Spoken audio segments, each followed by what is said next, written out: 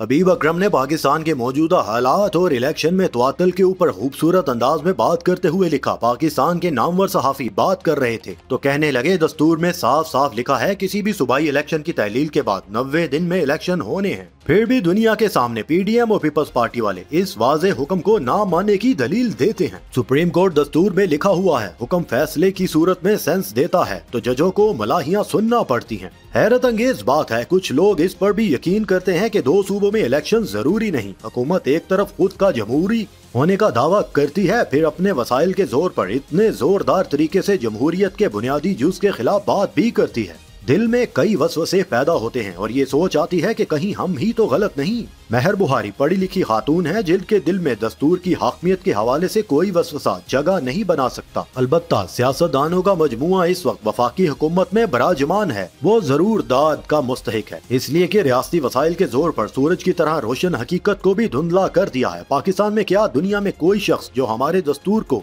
एक नजर देख ले कह उठेगा कि किसी भी सूबाई असम्बली के टूटने के बाद 90 दिन के अंदर इंतखाबात होना लाजमी है। इस वाज़े हुक्म के बावजूद भी हुकूमत का गिरोह इस 100% गलत बात की हमायत कर रहा है। ये समझाने के लिए काफी है कि इसके नजदीक दस्तूर की कोई तकदीस नहीं, ना जमहूर की, ना अदालत के इज्जत का कोई ख्याल है, ना ही पार्लियामेंट की तौकीर का पास। हुकूमत अपने हर कौल और हर फेल से साबित कर रही है ये किसी अखलाकी, दस्तूरी या सियासी असूल की पाबंद नहीं, बल्कि इसे सौदे की पाबंद जो उसने अप्रैल 2022 में कुछ मालूम और नामालूम कुव्वतों से किया था। अगर ये हुकूमत किसी सौदेबाजी की पैदावार ना होती तो यकीनन इसे इल्म होता कि कौमी असम्बली में वोट से नशिस्त पाने वाले वोट के खिलाफ करारदाद मंजूर करवाना कितना मुज़ाहिका हेस है। कानून साजों से अदालत के खिलाफ तकरीरें करवाते चले जाना पाकिस्तान के दस्तूरी निजाम को लतीफा बनाने के मुतरादिफ है। इससे ये भी इल्म होता है अगर हुकूमत अदालत पर अदम एतमाद करना शुरू कर दे तो फिर दुनिया में कौन होगा जो पाकिस्तान के अदालती निजाम पर भरोसा करेगा। हद ये है कि ये हुकूमत और इसके कारपरदाज इलेक्शन के अल्तवा के दलाइल इस दस्तूर की रोशनी में दे रहे हैं, जिसका पहला फिक्रा ये है, अल्लाह तबारक व तआला ही पूरी कायनात का बिला शिरकत गैर हाकिम में मुतलिक है और पाकिस्तान के जमहूर को जो इख्तियारात और इक़्तिदार उसके मुकर्रर करदा हदूद के अंदर इस्तेमाल करने का हक होगा, वो एक मुकद्दस अमानत है जो कि पाकिस्तान के जमहूर की मंशा है कि एक ऐसा निजाम कायम किया जाए जिसमें मुमलिकत अपने इख्तियारात और इक़्तिदार को जमहूर के मुंतखब करदा नुमाइंदों के जरिए इस्तेमाल कर सकेंगे।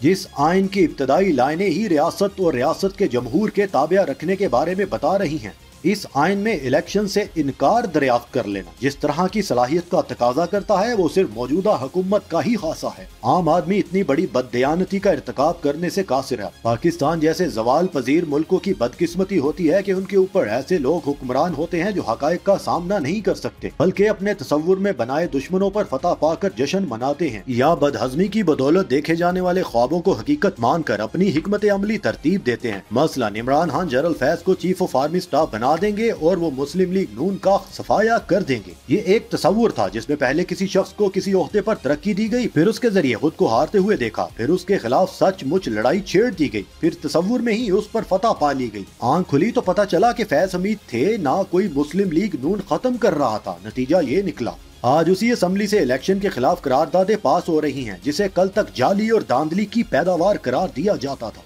बदहज़मी के ख्वाब को सच समझ लेने की मिसाल आजकल ये है कि अहले ताकत से इस इम्कान से डरे बैठे हैं कि अगर इमरान खान को हुकूमत मिल गई, न जाने किस किस की मुश्कें कस कर उसका एहतसाब करेगा। ये फर्जी खौफ इस वक्त इस दीवार को खड़ा किया हुए है कि इलेक्शन में नहीं जाना, इमरान खान आ जाएगा। खबर है कि बात फैलती फैलती मुल्क की सरहदों से बाहर जा पहुंची है। अब कुछ मुश्तरका दोस्त मामलात को दुरुस्त करने के लिए सालसी पर तैयार हो गए हैं। मुस्लिम लीग नून और उसके दीगर हमनुआओं की बेचैनी की असल वजह सालसी और अहले कुव्वत और सकूत के खौफ के खात्मे के इम्कानात हैं।